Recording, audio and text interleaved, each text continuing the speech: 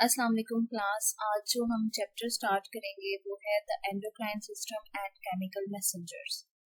Last जब हमने communication की बात की थी तो तब हमने कहा था कि ऑर्गेनिजम्स में या एनिमल्स की बॉडी के अंदर कम्युनिकेशन दो तरह से होती है। एक तो न्यूरॉन्स के थ्रू जिसको हमने नर्वस कम्युनिकेशन कहा था, और दूसरी केमिकल्स के थ्रू जिसको हमने केमिकल कम्युनिकेशन या केमिकल कोऑर्डिनेशन का नाम दिया। अब हम जो है इस चैप्टर में डिस्कस करेंगे कि केमिकल कोऑर्डिनेशन या केमिकल कम्युनिकेशन ऑर्गेनिजम्स के अंदर किस तरह से जो है वो अपना फंक्शन प्ले करती है। न्यूरॉन्स को हमने डिटेल में डिस्कस कर लिया था कि नर्वस कम्युनिकेशन क्या है और किस किस तरह से न्यूरॉन्स जो है वो बॉडी के अंदर कम्युनिकेशन में हेल्प करते हैं। अब हम जो डिस्कस करेंगे वो है केमिकल कम्युनिकेशन। और ये जो केमिकल कम्युनिकेशन है ये बेसिकली होती जो है वो केमिकल मैसेंजर्स के थ्रू होती है। अब ये जो केमिकल मैसेंजर्स हैं ये कितनी टाइप्स के हो सकते हैं। ये डिफरेंट टाइप के केमिकल मैसेंजर्स जो हैं ये बॉडी के अंदर प्रेजेंट होते हैं एनिमल्स की बॉडी के अंदर। अगर हम इनकी कैटेगरीज देखें तो केमिकल मैसेंजर्स जो हैं ये 5 तरह के होते हैं ऑर्गेनिजम्स की बॉडीज के अंदर। एक तो सबसे पहले local chemical messengers, second neurotransmitters, फिर न्यूरोपेप्टाइड्स आ जाते हैं इनमें, और फिर हार्मोन्स और फेरोमोन्स। ये जितने भी जो है ये केमिकल्स हैं ये एक्ट करते हैं एज अ मैसेंजर और बॉडी में जो है ये मैसेज को ट्रांसफर करने में और कम्युनिकेट करने में हेल्प करते हैं। अब ये जो लोकल केमिकल मैसेंजर्स हैं इनकी फर्दर 2 टाइप्स होती हैं, और वो कौन कौन सी हैं। एक ऑटोक्राइन और दूसरे पैराक्राइन।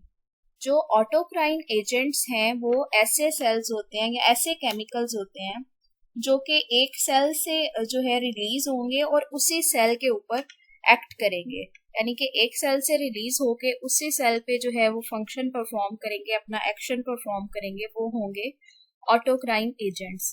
और सेकंड टाइप जो है लोकल केमिकल मैसेंजर की वो है पैराक्राइन एजेंट्स। अब ये जो पैराक्राइन एजेंट्स हैं ये एक सेल से रिलीज होके जो है ये दूसरे सेल पे जो है अपना एक्शन परफॉर्म करते हैं, यानी कि ये कोई एक सेल अगर इसको रिलीज कर रहा है इस केमिकल को, पैराक्राइन एजेंट को, तो ये जो है उसी सेल के ऊपर अपना एक्शन परफॉर्म नहीं करेंगे बल्कि किसी और सेल के ऊपर, किसी और टारगेट सेल के ऊपर जाकर अपना एक्शन परफॉर्म करेंगे, और इनको हम कहेंगे paracrine agents. Next neurotransmitters. Neurotransmitters वो केमिकल्स हैं जो कि न्यूरॉन से रिलीज होते हैं उनकी साइनेप्टिक क्लेफ्ट में, जिनको हम डिटेल में पहले डिस्कस कर चुके हैं। आगे न्यूरोपेप्टाइड्स जो हैं, ये न्यूरोपेप्टाइड्स जो केमिकल्स हैं, कुछ नर्व सेल्स ऐसे होते हैं, स्पेशल नर्व सेल्स ऐसे होते हैं कि उनके अंदर ये एबिलिटी होती है कि वो ऐसे हार्मोन्स प्रोड्यूस कर सकते हैं जिनको हम न्यूरोपेप्टाइड्स कहते हैं। जब न्यूरॉन और हार्मोन्स दोनों मिल के अपना फंक्शन परफॉर्म करेंगे, यानी कि नर्वस सिस्टम और हमारा जो है एंडोक्राइन सिस्टम, ये दोनों मिल के अपना फंक्शन परफॉर्म करेंगे, तो इसको हम कहेंगे न्यूरो एंडोक्राइन सिस्टम। और इनमें जो केमिकल्स रिलीज होंगे वो होंगे न्यूरोपेप्टाइड्स, जिनमें न्यूरो जो है वो न्यूरो पोर्शन नर्वस सिस्टम से डिराइव हुआ है, और पेप्टाइड्स जो हैं इट मीन्स ये हार्मोन्स होंगे, और ये न्यूरो हार्मोन्स होंगे। जो न्यूरोपेप्टाइड्स हैं उनको न्यूरो हार्मोन्स भी कह सकते हैं। नेक्स्ट हार्मोन्स जो हैं बेसिकली ये एंडोक्राइन ग्लैंड से रिलीज होते हैं और किसी ना किसी टारगेट ऑर्गन के ऊपर या टारगेट सेल के ऊपर जाकर ये अपना एक्शन परफॉर्म करते हैं।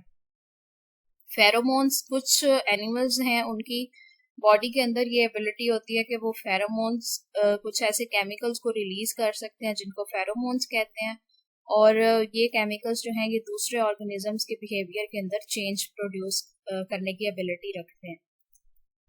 आज हम डिटेल में डिस्कस करेंगे हार्मोन्स को, कि हार्मोन्स बेसिकली है क्या और किस तरह से जो है ये बॉडी के अंदर अपना एक्शन परफॉर्म करते हैं।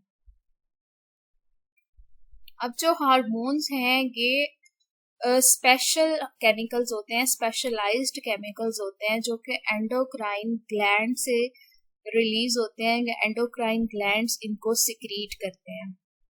और जब एंडोक्राइन ग्लैंड्स के जो सेल्स हार्मोन्स को सिक्रीट करते हैं, इन केमिकल्स को सिक्रीट करते हैं, तो ये केमिकल्स जाकर किसी ना किसी टारगेट सेल के ऊपर अपना एक्शन परफॉर्म करते हैं। और उस टारगेट सेल के ऊपर क्या होता है कि रिसेप्टर्स प्रेजेंट होते हैं। हार्मोन्स को रिसेप्ट करने के लिए, रिसीव करने के लिए उन टारगेट सेल्स के ऊपर रिसेप्टर्स प्रेजेंट होंगे, जिसके साथ जाकर ये हार्मोन्स बाइंड करेंगे और अपना एक्शन परफॉर्म करेंगे। इसको नेक्स्ट हम अभी डिटेल में डिस्कस करेंगे कि किस तरह से हार्मोन्स अपना एक्शन परफॉर्म करते हैं टारगेट सेल्स के अंदर।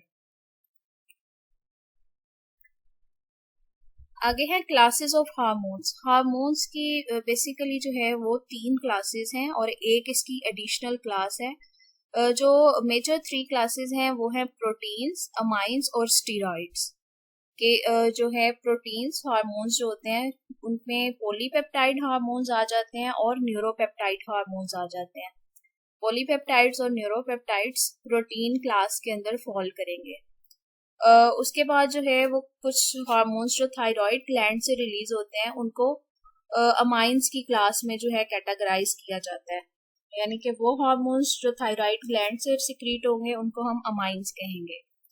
और कुछ हार्मोन्स जो हैं वो स्टीरॉइड्स कहलाते हैं। और वो कौन कौन से हार्मोन्स होते हैं? वो हार्मोन्स जो कि ओवरीज से, टेस्टिस से या फिर एड्रीनल ग्लैंड के कॉर्टिकल रीजन से सिक्रीट होंगे, वो स्टीरॉइड्स के अंदर, स्टीरॉइड्स की कैटेगरी के अंदर फॉल करेंगे। और एक एडिशनल क्लास होती है हार्मोन्स की जिसको एकोसानॉइड भी कहा जाता है। अब ये जो एकोसानॉइड्स हैं इनको प्रोस्टाग्लैंडिन्स भी कहते हैं या फिर जो है ये डेरिवेटिव्स होते हैं फैटी एसिड्स के।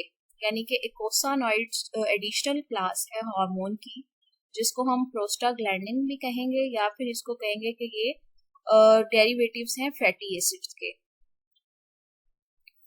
जो प्रोस्टाग्लैंडिन्स हैं ये बॉडी के तमाम सेल्स के अंदर पाए जाते हैं सिवाय रेड ब्लड सेल्स के अंदर। और ये इनका फंक्शन क्या होता है कि ये इन्फ्लेमेशन प्रोड्यूस करते हैं। उसके अलावा जो स्टीरॉइड्स हैं वो हमने कहा कि ओवरीज में, टेस्टिस में और एड्रीनल ग्लैंड के कॉर्टिकल रीजन से सिक्रीट होने वाले केमिकल्स या हार्मोन्स जो हैं उनको स्टीरॉइड्स कहा जाएगा। और जो थायराइड ग्लैंड से रिलीज होंगे हार्मोन्स उनको हम एमाइंस क्लास के कैटेगरी में फॉल करेंगे।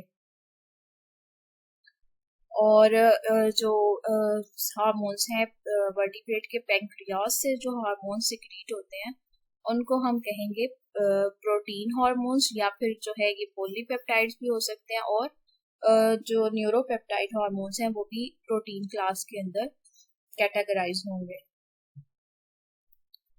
आगे बायोकेमिस्ट्री अगर देखी जाए हार्मोन्स की, कि हार्मोन्स अगर एक सेल से रिलीज हो रहे हैं और नेक्स्ट जाकर एक्ट कर रहे हैं टारगेट सेल के ऊपर, तो ये टारगेट सेल के ऊपर जाकर क्या क्या फंक्शंस परफॉर्म कर सकते हैं।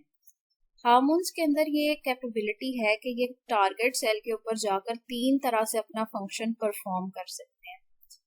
एक सेल से रिलीज हुए और जो है वो टारगेट सेल के ऊपर जाके जब अपना फंक्शन परफॉर्म करेंगे तो ये क्या करेंगे कि उस सेल के अंदर जो सब्सटेंसेस प्रेजेंट होंगे ये उन सब्सटेंसेस के सेल के अंदर एंटर होने या लीव होने के रेट को इंक्रीज कर सकते हैं। इसके अलावा जो है सेल के अंदर एंजाइम्स, प्रोटीन्स और डिफरेंट सब्सटेंसेस की फॉर्मेशन को या सिंथेसिस को स्टिमुलेट कर सकते हैं। और इसके अलावा इन हार्मोन्स के अंदर ये एबिलिटी होती है कि ये टारगेट सेल के ऊपर जाकर उस टारगेट सेल के जो एंजाइम्स हैं उनकी एक्टिविटी को सुप्रेस भी कर सकते हैं और एक्टिवेट भी कर सकते हैं। यानी कि पहले से मौजूद जो एंजाइम होंगे टारगेट सेल के ऊपर और उनकी जो एक्टिविटी होगी एंजाइम को, या तो ये उन एंजाइम्स को एक्टिवेट कर देंगे या फिर सुप्रेस कर देंगे। और ये जो है ये सिचुएशन के अकॉर्डिंग अपना फंक्शन परफॉर्म करते हैं बॉडी के अंदर।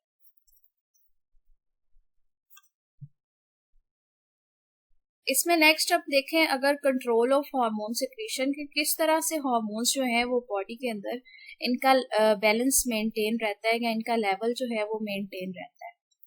अब हार्मोन्स जो हैं ये कॉन्टिन्यूसली बॉडी में सिक्रीट नहीं होते।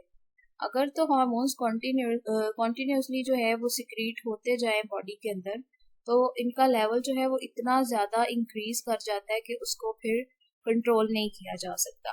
तो इसके लिए जो हमारी बॉडी के अंदर क्या होता है कि दो तरह के मैकेनिज्म चल रहे होते हैं। एक तो नेगेटिव फीडबैक मैकेनिज्म, या फिर इसको कहेंगे नेगेटिव फीडबैक कंट्रोल, और दूसरा पॉजिटिव फीडबैक मैकेनिज्म, या फिर इसको कहेंगे पॉजिटिव फीडबैक कंट्रोल। अब ये जो नेगेटिव और पॉजिटिव फीडबैक कंट्रोल है हार्मोन का, ये किस तरह से अपना फंक्शन परफॉर्म करेगा, इसको एग्जांपल के थ्रू देखते हैं तो ज़्यादा अच्छे से ये क्लियर होगा।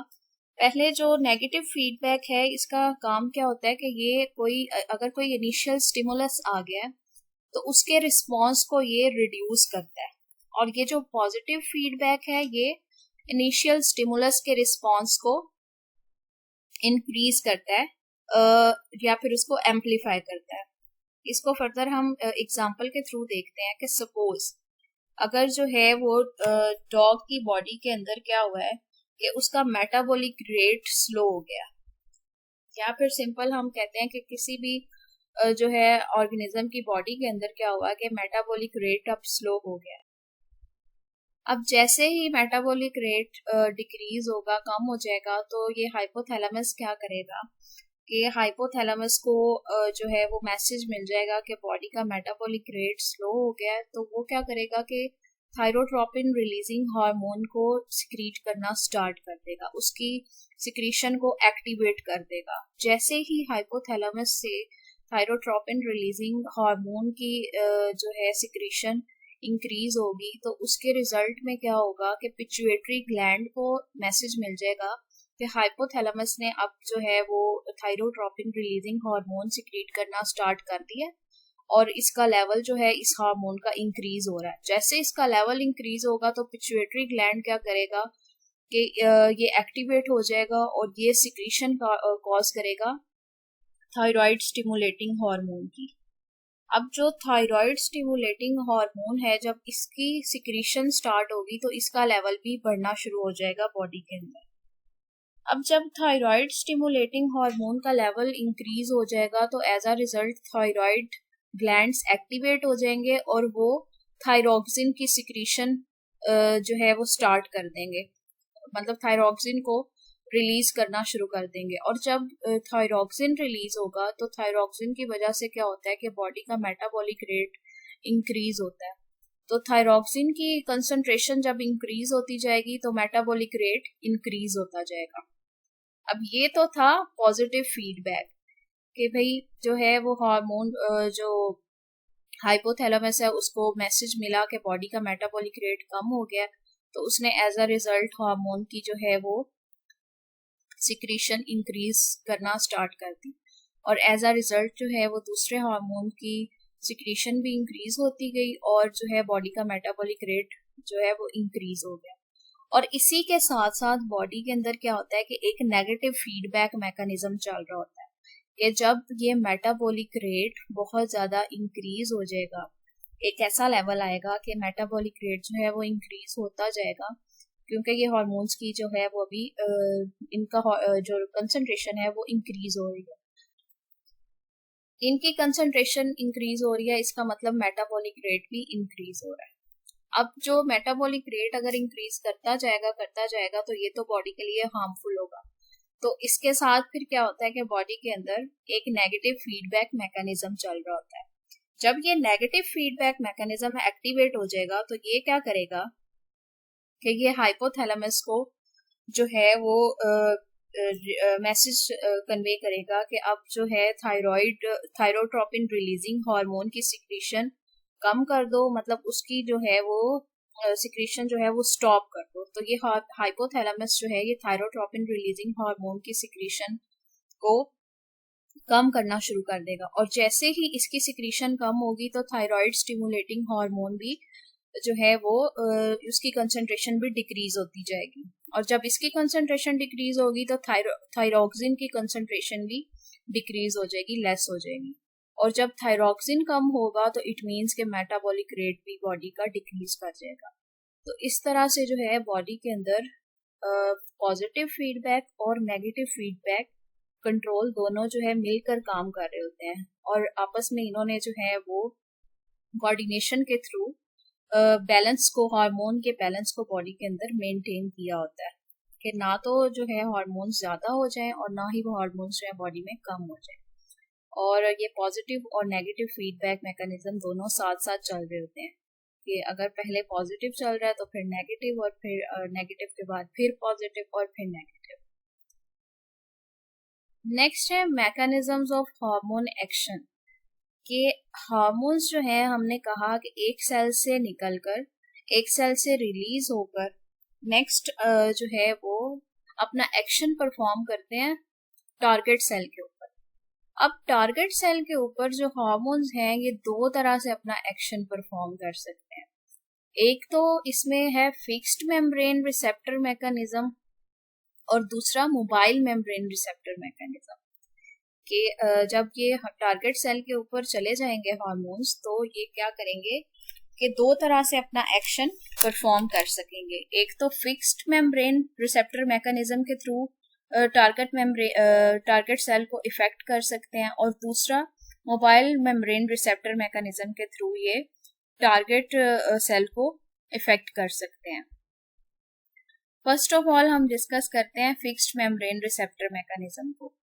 फिक्स्ड मेम्ब्रेन रिसेप्टर मैकेनिज्म जो है ये उन हार्मोन्स के लिए होता है जो कि प्रोटीन इन नेचर होते हैं, यानी कि वो हार्मोन्स जो कि प्रोटीन्स, पॉलीपेप्टाइड्स, न्यूरोपेप्टाइड्स या फिर एमाइंस की क्लास में या कैटेगरी में फॉल कर रहे थे, वो तमाम हार्मोन्स जो एक्शन परफॉर्म करेंगे वो होगा फिक्स्ड मेम्ब्रेन रिसेप्टर मैकेनिज्म। क्योंकि ये जितने भी हार्मोन्स हैं जो कि प्रोटीन या एमाइन इन नेचर हैं, ये सब वाटर सॉल्युबल हार्मोन्स होते हैं। अब जो वाटर सॉल्युबल हार्मोन्स होते हैं वो सेल मेम्ब्रेन को क्रॉस नहीं कर सकते, यानी कि सेल मेम्ब्रेन के अंदर पेनिट्रेट नहीं कर सकते, उनके अंदर ये एबिलिटी नहीं होती कि वो सेल मेम्ब्रेन को क्रॉस करके सेल के अंदर जा सकें। तो ये जो है ये फिक्स्ड मेम्ब्रेन रिसेप्टर मैकेनिज्म के थ्रू टारगेट सेल के ऊपर अपना एक्शन परफॉर्म करेंगे। और जो मोबाइल मेम्ब्रेन रिसेप्टर मैकेनिज्म है ये वो हार्मोन्स जो कि स्टेरॉइड इन नेचर होते हैं, या फिर उनको हम कहेंगे कि वो लिपिड सॉल्युबल हार्मोन्स होते हैं। ऐसे हार्मोन्स जो कि स्टेरॉइड क्लास में या स्टेरॉइड कैटेगरी में फॉल कर रहे थे वो लिपिड सॉल्युबल हार्मोन्स होते हैं, यानी कि उन हार्मोन्स में, उन केमिकल्स में ये एबिलिटी होती है कि वो सेल मेम्ब्रेन को क्रॉस करते हुए, पेनिट्रेट करते हुए सेल के अंदर जो है वो मूव कर जाएं। तो ये जब सेल के अंदर मूव कर जाते हैं तो वहां जाकर ये अपना एक्शन परफॉर्म करते हैं और उस मैकेनिज्म को, उस एक्शन को हम कहेंगे मोबाइल रिसेप्टर मैकेनिज्म और mobile membrane receptor action. Fixed membrane receptor mechanism में क्या होगा कि एक हार्मोन का मॉलिक्यूल, सपोज यहाँ पे देखें डायग्राम के अंदर कि अगर ये एक हार्मोन का मॉलिक्यूल है, ये प्रोटीन हार्मोन है या फिर एमाइन है। अब ये प्रोटीन या एमाइन हार्मोन जब यहाँ पे आ गया अपने टारगेट सेल के पास, तो टारगेट सेल के पास आने के बाद जो है, अब हमने कहा कि इसमें ये एबिलिटी नहीं है कि ये सेल के अंदर पेनिट्रेट कर जाए, तो फिर ये सेल के ऊपर अपना एक्शन किस तरह से परफॉर्म करेगा। इसमें होगा क्या कि जो टारगेट सेल है उसकी मेम्ब्रेन के ऊपर रिसेप्टर्स प्रेजेंट होंगे, इस हार्मोन को रिसीव करने के लिए यहाँ पे रिसेप्टर्स प्रेजेंट होंगे। अब ये जो रिसेप्टर हैं ये क्या करेंगे, इस हार्मोन को अपने साथ अटैच कर लेंगे, बाइंड कर लेंगे। हार्मोन मॉलिक्यूल आया, टारगेट सेल के पास आया और यहाँ पे आके उसकी मेम्ब्रेन के ऊपर जो रिसेप्टर्स प्रेजेंट थे उनके साथ ये बाइंड कर गया। अब यहाँ पे जब ये बाइंड कर जाएगा इसकी मेम्ब्रेन के ऊपर, तो फिर क्या होगा कि जो है हार्मोन रिसेप्टर कॉम्प्लेक्स बन जाएगा। ये जो स्ट्रक्चर है इसको हम कहेंगे ये एक हार्मोन रिसेप्टर कॉम्प्लेक्स है। अब जैसे ही ये हार्मोन रिसेप्टर कॉम्प्लेक्स यहाँ पे इसकी फॉर्मेशन हो जाएगी, तो फिर क्या होगा कि जो है इसके अंदर एंजाइम प्रेजेंट होता है, एडिनाइलेट साइक्लेज। मेम्ब्रेन के अंदर एंजाइम प्रेजेंट होगा एडिनाइलेट साइक्लेज। ये हार्मोन रिसेप्टर कॉम्प्लेक्स इस एंजाइम को एक्टिवेट कर देगा। जैसे ही हार्मोन रिसेप्टर कॉम्प्लेक्स बनेगा वो एडिनाइलेट साइक्लेज को एक्टिवेट कर देगा। अब जब एडिनाइलेट साइक्लेज एक्टिवेट होगा तो जो साइटोप्लाज्म के अंदर, सेल के साइटोप्लाज्म के अंदर एटीपी प्रेजेंट होगी वो कन्वर्ट हो जाएगी साइक्लिक एएमपी के अंदर। एडिनाइलेट साइक्लेज की एक्टिवेशन की वजह से ये जो एटीपी है ये कन्वर्ट हो जाएगी साइक्लिक एएमपी के अंदर। अब जब साइक्लिक एएमपी जो है ये इसकी फॉर्मेशन यहाँ पे सेल के अंदर हो जाएगी तो ये एक्ट करेगी एज अ सेकंड मैसेंजर के तौर पे ये एक्ट करेगी और फिर क्या करेगी कि ये प्रोटीन काइनेज को एक्टिवेट कर देगी। प्रोटीन काइनेज सेल के अंदर प्रेजेंट था और वो इनएक्टिव फॉर्म के इनएक्टिव फॉर्म में सेल के अंदर प्रेजेंट था। तो जैसे ही जो है वो साइक्लिक एएमपी की फॉर्मेशन हुई तो इसने एक्टिवेशन कर दी, मैसेज कन्वे कर दिया प्रोटीन काइनेज को कि आप एक्टिवेट हो जाओ। तो ये प्रोटीन काइनेज क्या होगी कि साइक्लिक एएमपी के आने के बाद ये एक्टिवेट हो जाएगी। अब जैसे ही प्रोटीन काइनेज यहाँ पे इसकी एक्टिवेशन होगी तो सेल के अंदर जो है वो रिस्पॉन्स स्टार्ट हो जाएगा, यानी कि जो टारगेट सेल है वो हार्मोन के रिजल्ट में अपना रिस्पॉन्स प्रोड्यूस करना शो कर देगा। और सेल का रिस्पॉन्स जो है वो किसी सिक्रीशन की फॉर्म में हो सकता है, कॉन्ट्रैक्शन की फॉर्म में हो सकता है। अब यहाँ पे ये जो था ये सारा था फिक्स्ड मेम्ब्रेन रिसेप्टर मैकेनिज्म कि जिसके अंदर हार्मोन में ये एबिलिटी नहीं थी कि वो डायरेक्टली सेल मेम्ब्रेन को पेनिट्रेट करते हुए सेल के अंदर एंटर कर जाए।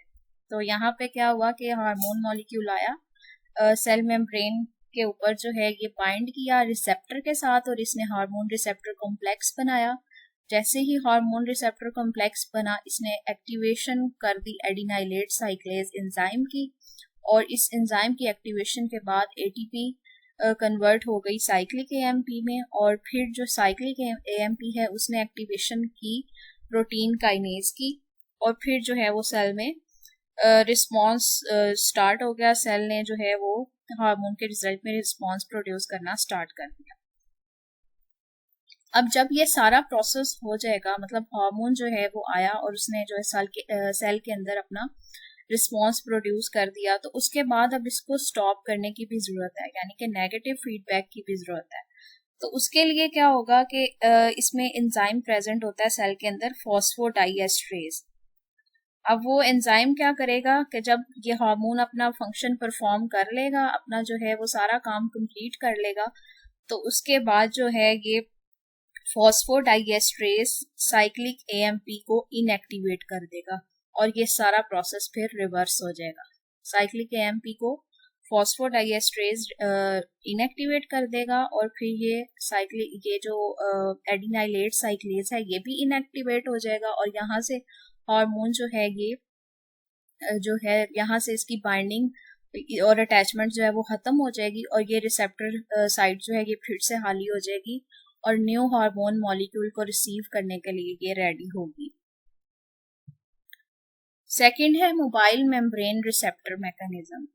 अब ये मोबाइल मेम्ब्रेन रिसेप्टर मैकेनिज्म उन हार्मोन्स के लिए है जो कि लिपिड सॉल्युबल हैं, यानी कि स्टेरॉइड हार्मोन्स।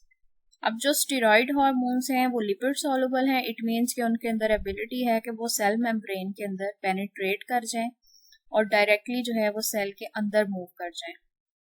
और ये जो मोबाइल मेम्ब्रेन रिसेप्टर मैकेनिज्म है ये क्या करता है, ये प्रोटीन सिंथेसिस में हेल्प करता है, प्रोटीन की फॉर्मेशन में हेल्प करता है। जो फिक्स्ड मेम्ब्रेन रिसेप्टर मैकेनिज्म था वो हेल्प कर रहा था सेल को रिस्पॉन्स प्रोड्यूस करने में, कोई भी मेटाबॉलिक एक्टिविटी परफॉर्म करने में, यानी कि सेल जो है वो कोई सिक्रीशन करे या कॉन्ट्रैक्शन करे या किसी भी तरह की मेटाबॉलिक एक्टिविटी परफॉर्म करे तो उसमें हेल्प करेगा फिक्स्ड मेम्ब्रेन रिसेप्टर मैकेनिज्म। जबकि मोबाइल मेम्ब्रेन रिसेप्टर मैकेनिज्म जो है ये हेल्प कर रहा है यहाँ पे प्रोटीन की सिंथेसिस में, प्रोटीन की। अब मोबाइल मेम्ब्रेन रिसेप्टर मैकेनिज्म में होगा क्या कि स्टेरॉइड हार्मोन जो कि लिपिड सॉल्युबल होगा और उसमें एबिलिटी होगी कि सेल की मेम्ब्रेन को क्रॉस कर ले, तो ये सेल के साइटोप्लाज्म के अंदर मूव कर जाएगा और सेल के साइटोप्लाज्म के अंदर यहाँ पे इसको रिसीव करने के लिए एक रिसेप्टर होगा, प्रोटीन रिसेप्टर, जो कि इसको रिसीव करेगा और अपने साथ जो है वो बाइंड कर लेगा, और ये स्टीरॉयड हार्मोन यहाँ पे आकर प्रोटीन रिसेप्टर के साथ इसकी बाइंडिंग हो जाएगी। नेक्स्ट जो है नेक्स्ट स्टेप में क्या होगा, ये स्टीरॉयड प्रोटीन कॉम्प्लेक्स बन जाएगा। जब ये दोनों आपस में बाइंड कर जाएंगे तो स्टीरॉयड प्रोटीन कॉम्प्लेक्स की फॉर्मेशन हो जाएगी। अब जब ये स्टीरॉयड प्रोटीन कॉम्प्लेक्स बन जाएगा तो इस कॉम्प्लेक्स में ये एबिलिटी होती है कि ये डीएनए के साथ अटैच हो, डीएनए के साथ बाइंड कर जाए। तो जैसे ही ये इसकी फॉर्मेशन हो जाएगी तो ये न्यूक्लियस के अंदर मूव कर जाएगा, क्योंकि न्यूक्लियस जो है वो डीएनए के अंदर प्रेजेंट है।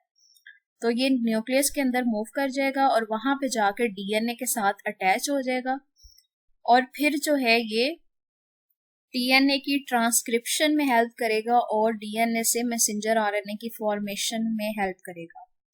अब जब डीएनए से मैसेंजर आरएनए बन जाएगा तो ये मैसेंजर आरएनए जब इसकी फॉर्मेशन हो जाएगी तो ये newly form messenger RNA nucleus से बाहर साइटोप्लाज्म में मूव कर जाएगा, और साइटोप्लाज्म में मूव करने के बाद ये चला जाएगा, अटैच हो जाएगा जाकर राइबोसोम्स के ऊपर।